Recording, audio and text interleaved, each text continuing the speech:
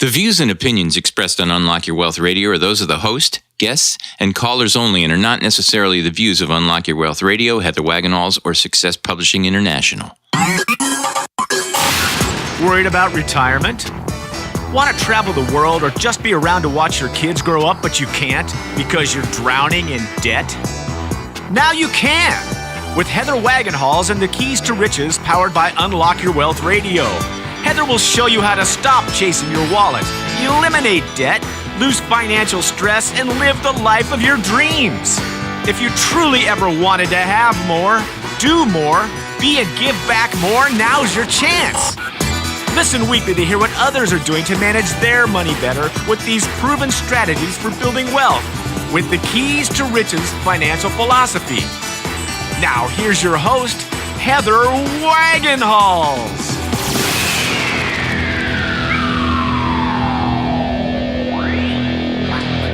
I feel like I should be running out on stage. Hey! I'm here. Here's Heather. Woo! There we go. You were probably too young to stay up for Johnny Carson. No, I remember Johnny Carson. He was pretty doggone funny, as a matter of fact. And Ed McMahon, his little sidekick. He was the best. You're my Ed McMahon. There you go. Oh my God, that's great. You are listening to Unlock Your Wealth Radio. This segment is sponsored by who? That would be audible.com. Unlockyourwealth.com. And thanks for playing. Kellogg's. Yeah. No, you pervert. Kellogg's. Ugh. This segment is sponsored by audible.com. Get a free audiobook download at unlockyourwealthradio.com/free book and click on the link to over 150,000 titles to choose from for your iPhone, Android, Kindle, or MP3 player. Woo! Okay, folks. So welcome to the show. I am your purveyor of prosperity, Heather Wagenhals, and I am flanked by the maestro of Moolah, Michael Terry. Thank you very much. And we are going to help you get your money mind right on today's show with the following great features. What key is it? Key number 1. We are a brand new season, a brand new show. Acceptance and affirmation. That would be correct. We also have a Moolah Word of the day. Okay, so let's address our Moolah Word of the day. Oh, by the way, if you want to hear a kick-ass interview that can potentially help you make some serious decisions with regard to what's coming up in this elections, I would encourage you to visit unlockyourwealthradio.com and visit that show for this week because we have Dan Johnson from Tax Revolution Institute. So if you're tired of paying too many taxes or you just fearful when that IRS phone rings, or when the phone rings and it's the real IRS, not one of these frauds and scams. Get some guy from Pakistan. Exactly. Oh my gosh, I got another one. While I was sitting on hold waiting to do an interview on that very same topic. It was coming so up on Facebook. People on Facebook are actually talking about it now, so it's like it's nonstop. Yeah. So, but if you want to learn more about what you can do and how to get to become a part of the tax revolution, tune into that interview that we have with Dan Johnson. So, Moolah Word of the day is working capital. So, to calculate working capital, you need your current assets minus current liabilities. So if you remember in our Unlock Your Wealth radio show, we talked about current assets when we talked about how we determine those when we do our balance sheets. And so current assets are all of the stuff that we have that is either liquid or can be liquidated in less than a year. So that's how we calculate that. So current assets minus current liabilities gives us our working capital. And working capital measures how much in liquid assets a company has available to build its business. This number can be positive or negative depending on how much debt the company is carrying. In general, companies that have a lot of working capital will be more successful since they can expand and improve their operations. Companies with negative working capital may lack the funds necessary for growth. It is also called net current assets or current capital. So you want to think of working capital is, let's say you're a business that manufactures things, okay? And you have to buy raw materials in order to convert them into your finished product that you sell. So if you want to expand and sell more, you could do that. You can go out and sell more. But the problem with that is if you only have resources to build 100 widgets and you go out and sell 1,000 widgets, you're going to have 900 people that are going to be upset, or one person that ordered 900 widgets that you can't deliver because you don't have the money to make it. And so that's why people think about, when I start up a company, they think, well, I got to buy a computer, I got to buy this, I got to buy that. But they don't think about what they need to actually operate the business. And I'm not just talking about flipping on the lights and the electricity. I mean, we're talking raw materials. You have to be able to buy those, and for a while, because, what are the collections process for getting paid? Are you giving people terms? Even if you're not giving them terms, if it's due within 30 days of receipt, you're still out 40 days, depending on how long it took you to build it. So by the time you see, if I buy raw materials today to build my widget, and let's say it takes me 10 days to get my widget built, then I ship it to you, and then you have 30 days to pay me. I'm like 45 to potentially 60 days before I get my money back on that initial outlay of cash. And so next month, somebody else is going to want to order 100 widgets. While I'm waiting for that first 100 widgets, you order another 100 because you sold them. And so I've got to be able to build that next 100 widgets, right? While I'm waiting for that. And so if I want to expand, I've got to be able to build 1,000 widgets at the drop of a hat, raw materials wise. Yeah. In addition to all my other ongoing expenses. So that's why working capital is so critical. And that's, as we talk about what makes new businesses fail, is that inability to effectively calculate the appropriate amount of money you need. Because it's not just your initial investment getting started. Like if you want to, have like a limo company. It's not just about buying like 5 limos. It's about buying the gas. It's about securing the advertising. I mean, you need money to bring those customers in. Yep. If you talk about a service thing. So it's not just the individual or initial startup capital that's required. It's the stuff that you need to continually seek new customers. And you can't seek new customers on top of your existing customers if you don't have positive working capital. It's bottom line. Would you need that for 6 months, a year? I guess it depends on the business, right? It depends on the business, but I am an under-promise, over-deliver kind of person. And I've worked for several venture capitalists. And I've done a lot of business plan writing, and I've done some M&A, and I've also, done startups. In real estate, I've done consulting where I go in and I, from start to operating and profitable, I've run, real estate companies, set them up from scratch, hired all the people, put all the policies and procedures in place, did all the training and all of that stuff. And I like to have a year. I like to think that the first year you won't make any money. Yeah. But you would need at least 6 months. If you are making something that has a huge, in the Y-U-G-E sense, hashtag huge sense, that if you have huge margins, then perhaps you can get away with 6 months. But what if your product takes off and skyrockets? That's the challenge you have.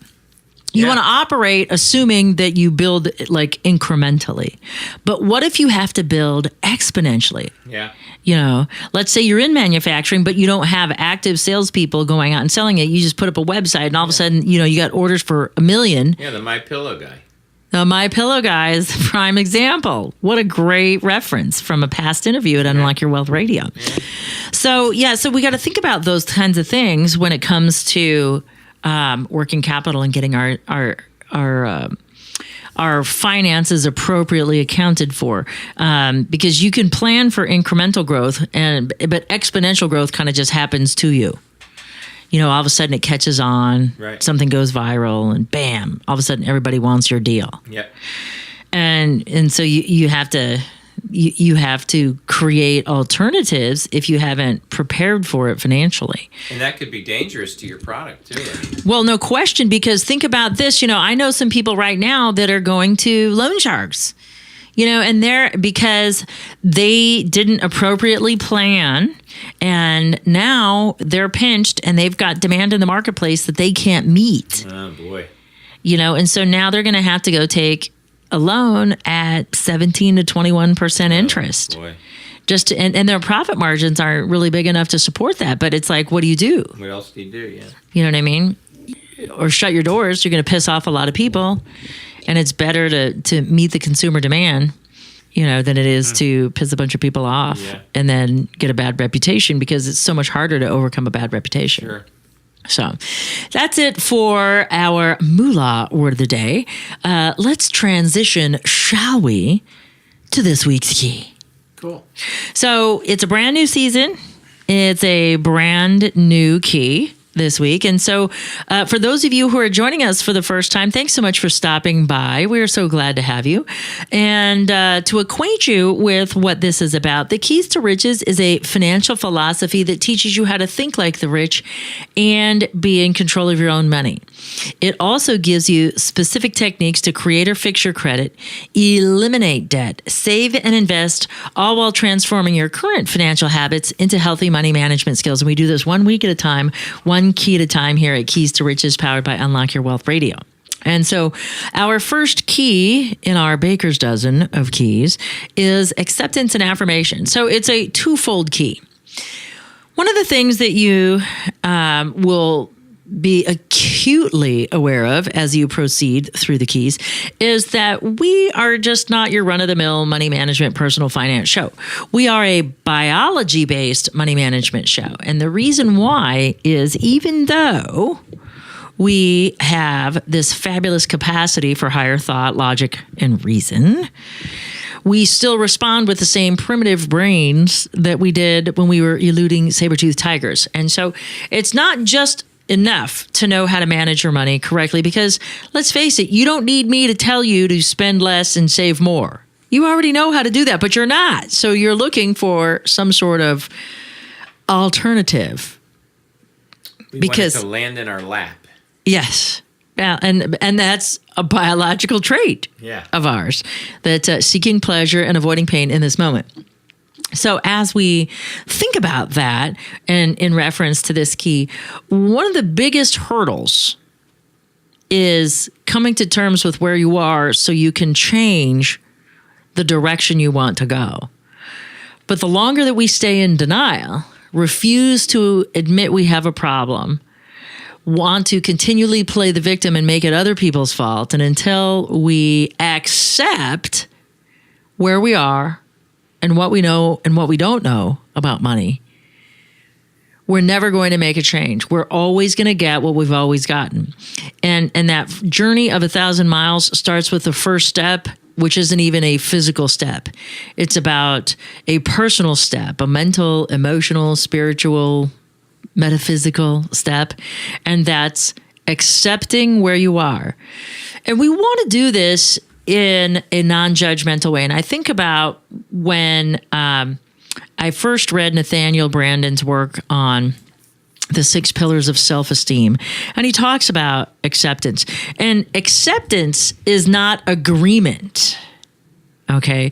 Acceptance is not approval. These are some words that become associated with acceptance, and that's why we will, quote, "I refuse to accept that," unquote. Have you ever said that? Sure. So when you refuse to accept something, says that you are actively choosing to remain in denial. And denial is not just a river in Egypt. It is actually a metaphysical place in the universe that we all fall into when we distort, delete, or generalize the truth to fit us. And this is all normal, natural. Like when I say we're biologically set up to fail at successfully managing our money, we are. Because anything that doesn't fit with our view of how things should be, we delete, distort, or generalize it. We fit the truth to our story, as opposed to telling our story alongside the truth.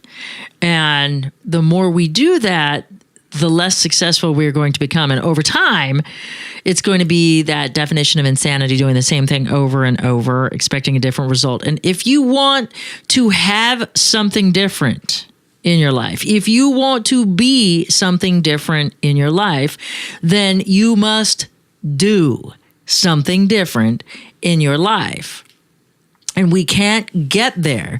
We cannot ascend to that choice until we accept where we are. Because it's like saying, I want to go to San Diego, but not knowing you're standing in Phoenix, Arizona. Because if you don't accept that you're in Phoenix, Arizona, how are you going to plan effectively to get to San Diego? You kind of know where it is, but if you don't know where you are and you're not willing to accept that maybe you're further away from San Diego than you wanted to be, then you're never going to get there. And you certainly can't make an appropriate plan to get to San Diego if you have no idea where you are, or if you refuse to accept where you are. Because in some way, when you make an acceptance of where you are, you're also leveling a judgment. And that's another thing that we do when we get here, is it's not just about denial, because denial says it's not happening, I don't have to deal with it. So it allows us to avoid pain because it might be painful to address it. And that's a natural biological tendency. But we might also not just be avoiding the physical or emotional pain itself, but we are naturally judgmental creatures. And that judgment serves us well. Fire, I better stay away from it. Yeah. So that's making a judgment about what fire is a good thing. But we don't just judge fire, we judge everything. And many times it's not the fear of finally accepting where we are. It's the fear of the judgment that we're going to level against ourselves. Sure. Because think about it. You can be in denial all day long that your credit is crappy, that you have no money in the bank, right? But as your friend, I know you don't have any money. I know you have crappy credit, and you don't have to say anything specific about your credit. But I can invite you somewhere. Oh, I can't afford to do that, man. Or, I wish I could buy a new car, but I can't finance it. So by telling me you can't finance it is telling me either you're unwilling or unable, and it's likely that you're unable because you're probably willing. You would have already done it if you could. Sure. So instead, you complain about your car or whatever, and you're in denial that your credit is as bad as it is, or that you're broke as you really are. But that doesn't mean everybody else around you is in denial. And so by avoiding judgment doesn't mean that other people have not judged you about it. So you might as well get over yourself so you can make a change. Because the judgment that we level against ourselves, is only because we want to continually deny that things aren't happening. But just because you're denying it doesn't mean everybody else doesn't know. Everybody knows. Yeah. There's a little secret I'm letting you in on. That's total bonus, not included in the price of today's show. Everybody already knows you're in denial. So just come out of denial and fix things. Because, when your neighbors see you moving because your house just got foreclosed on, whatever you tell them isn't going to change their opinion when they see that foreclosure sign. It's not really my fault. Yes. It's the bank's fault. Yes. I have a friend that has a luxury property, and his neighbors were moving one day, and he didn't even know that they were moving. And he was sharing this story with me, and they were saying, well, market's changed, and I can't afford my mortgage payment anymore. And he was thinking, oh my gosh, you bought a house that cost this much and didn't pay cash for it? He was like, he couldn't even imagine somebody like living beyond their means. It never occurred to him. Wow. To finance his house like that. And his neighbors are like, yeah, you win some, you lose some. And he was just mortified by that. So newsflash, everybody else knows where you are. So you might as well come to terms with it, because the sooner you do, the more tools you have to change where you are. You are listening to the Keys to Riches, powered by Unlock Your Wealth Radio. This segment is sponsored in part by KeepMyID.org, the only service that actually prevents identity theft. All others are just monitoring services. Put your credit on lockdown with their special offer for Keys to Riches radio listeners by visiting our website at keystoriches.com/keepmyid and click on the link to start protecting your identity and financial future right now. Remember to use promo code WAGS. So the first half of this key is accepting where we are. And we want to do this in the most empowering way, and preferably without breaking things like your mobile phone. So we want to accept where we are without judgment. We want to avoid judging ourselves because that's not helpful. It's not going to do us any good to berate or flagellate ourselves or ruminate, as Dr. Joel Wade would say, on things that haven't gone correctly or the way we desired them to go. We just need to let it go and say, okay, I am where I am because of my choices, right, wrong, or indifferent. If I want to, again, have something different or be something different, I must do something different. And by accepting where I am without leveling the guilt and the judgment and the admonitions, and I move forward, now I'm empowered to chart a separate course. But if I'm in denial, why would I chart a new course? There's no reason to. Right. If nothing's wrong, there's no reason I can keep doing the same old, same old. Yep. Keep on keeping on. You bet. So now that I've accepted it, I have given myself all the power I need to move forward. But, or I should say, however, there's still this other stinky little thing called our biology that's going to get in the way from keeping us to fully self-actualizing when it comes to money management. And that, my friends, is the patterning and the behaviors already set in place. So, as I mentioned earlier, we're biologically set up to fail at long-term money management. And because of the way our brains think and process information, we go through our instinctive survival brain first, then we go into our emotional brain first, and then we have a thought or a feeling about it. And then we compare it to other thoughts or feelings we've had in the past. And then if it's a behavior that's already been entrained, then we're just going to do the same thing we've always done every time something happens. And we're going to repeat that behavior over and over. Think about something simple like moving the salt and pepper shaker after it's been sitting in the same spot on the table for like years.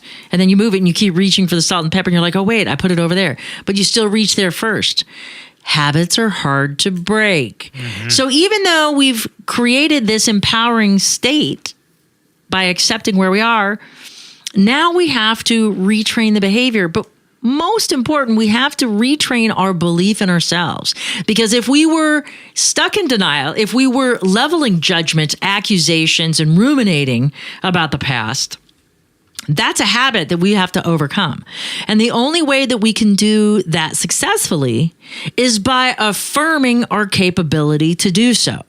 Now, some people say affirmations don't work, and I will say some affirmations work. I think about, my former financial planner who used to say, some plans work, no plan never works. Some plans, when it comes to money management may not be effective. Right. And you have to make a change, but at least you did something, Gotta do something. To be able to measure a result. The interesting thing about affirmations is affirmations always work. If you are doing affirmations and you are not generating the outcomes you desire, it's because the structure of your affirmations or the content of your affirmations is what is not correct. It's less than desirable. And so let's explore what that is, because we usually run out of time on the show. And so we don't ever really get to delve into a great structure. But I have a strategy that I learned part of the strategy from Mac Newton, and then I built upon it and refined it the more I studied the brain and what the brain does. And so I have come up with what I call the 6 P's for affirmation success. And this is our Unlock Your Wealth strategy. And it's part of the Keys to Riches financial philosophy. And the 6 P's help you craft affirmations that are productive. And if you are saying, oh, well, affirmations don't work. I tried them and they totally didn't work. So that's kind of like affirming things right there. But think about this. Have you ever struggled with clumsiness? Have you ever struggled with weight management? Not just money management, but weight management? Sure. Have you ever struggled with a skill? A lot of it has to do with your beliefs and what you have affirmed over the years. If you drop something and somebody's, laughs at you or whatever, you're just like, oh, I'm just clumsy. What did you just do? You set yourself up for being clumsy. I am just clumsy. You're affirming your clumsiness. And so in order for the body and the brain to make that belief take hold, it's got to look for other opportunities for you to miss the mark, to be less careful. Yep. You're setting yourself up to be clumsy. What about people that say, you're overweight and like everybody in your family is morbidly obese, and they go, oh, well, we're just big boned. So now you're affirming that it's okay to be morbidly obese when we all know it's not, because it wouldn't be called morbid obesity if it wasn't going to kill you. Right. My father died of morbid obesity at a very young age, and he shouldn't have. Wow. So, we know what's true and we know what's comfortable. And so we affirm things to create beliefs in ourselves that make us feel better about what it is we are, because we're too scared to change. And so just like these things that we have affirmed the negativity and garbage in our life. Oh, I'm just not good with numbers. So you don't even bother learning how to manage money. Mm-hmm.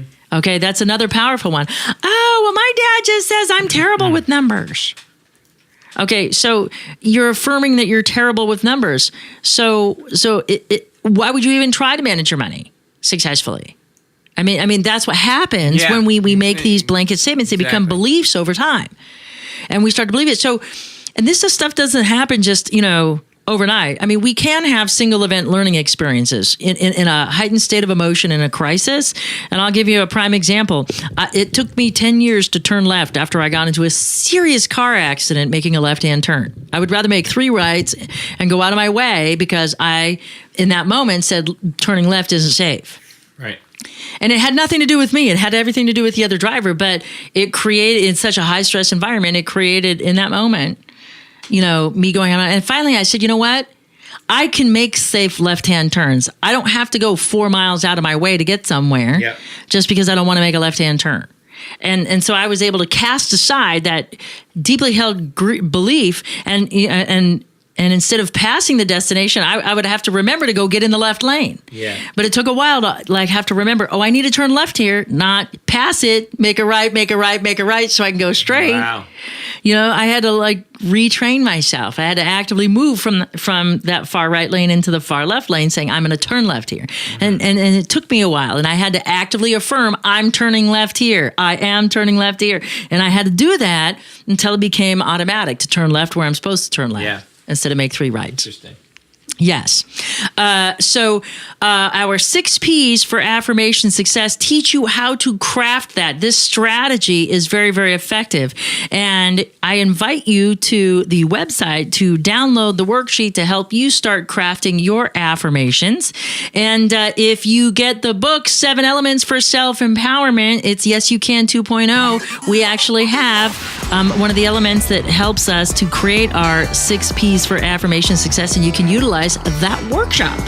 So please visit our website for this week's key affirmation, key action item, and key statement, and that is keys-to-riches.com. And for more great resources, also to help you manage your money more effectively, visit our website at keys-to-riches.com. For the maestro of Moolah, Michael Terry, I'm Heather Wagenhals. Now go out and unlock your wealth today. UnlockYourWealthRadio.com is produced by Heather Wagenhals and the Unlock Your Wealth Foundation. UnlockYourWealthRadio.com and its affiliates are copyrighted 2016 with all rights reserved. For more information on the Keys to Riches Financial Wellness Series, please visit our website at www.unlockyourwealth.com.